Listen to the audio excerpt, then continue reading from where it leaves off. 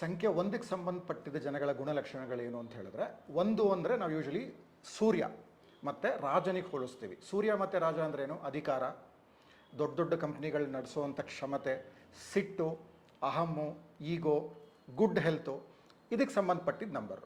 So ಒಂದು ಅಂತ ಹೇಳಿದ್ರೆ ಮತ್ತೆ ಒಂದರಲ್ಲಿ 1, 10, 19, 28 4 ಡಿಫ್ರೆಂಟ್ ಡೇಟ್ ಆಫ್ ಬರ್ತ್ಸ್ ಬರುತ್ತೆ. ಸೊ 1ನೇ ತಾರೀಕು ಸೊ 1ನೇ ತಾರೀಕು ಯಾರು ಹುಟ್ಟಿರ್ತಾರೆ ಇವರಿಗೆ ಎಕ್ಸ್ಟ್ರೀಮ್ ಈಗೋ, ಎಕ್ಸ್ಟ್ರೀಮ್ ಅರೋಗೆನ್ಸು, ಯಾರ ಮಾತು ಕೇಳಲ್ಲ, ಬಟ್ ಸಿಕ್ಕಾಪಟ್ಟೆ ಪವರ್ಫುಲ್ ಇರೋದ್ರಿಂದ ಲೈಫಲ್ಲಿ ಇವರು ಯಾವುದೇ ಕಂಪ್ನಿಗೆ ಹೋದರೂ ಪೀಕಲ್ಲಿ CEO ಆಗೇ ಅಥವಾ ಏನೇ ಮಾಡಿದ್ರು ಅಲ್ಲಿ ಟಾಪ್ ಪೊಸಿಷನಲ್ಲೇ ರೀಚ್ ಆಗ್ತಾರೆ. ಇನ್ನು 10ನೇ ತಾರೀಕಲ್ಲಿ 1 ಮತ್ತು 0 ಬರೋದರಿಂದ ಸ್ವಲ್ಪ ಶಾಂತ, ಯಾಕಂದರೆ 0 ಇರೋದ್ರಿಂದ ಅದೇನು 1ರಲ್ಲಿತ್ತು ಅದು ಕಮ್ಮಿ ಆಗುತ್ತೆ. ಸೊ ಒಳ್ಳೆ ಲೀಡರ್ಶಿಪ್ ಇದ್ದರೂ ಕೂಡ, ಕ್ವಾಲಿಟೀಸ್ ಇದ್ದರೂ ಕೂಡ, ಬಟ್ ಅಗ್ರೆಷನ್ ಕಮ್ಮಿ. So they will have A good life. But ಇವ್ರ ಲೈಫಲ್ಲಿ ಏನು ಅಂತ ಹೇಳಿದ್ರೆ ಒಂಥರ ಚಕ್ರ ಇದ್ದಂಗೆ, ಲೈಫು ಮೇಲೆ ಕೆಳಗೆ ಹೋಗ್ತಾನೆ ಇರುತ್ತೆ.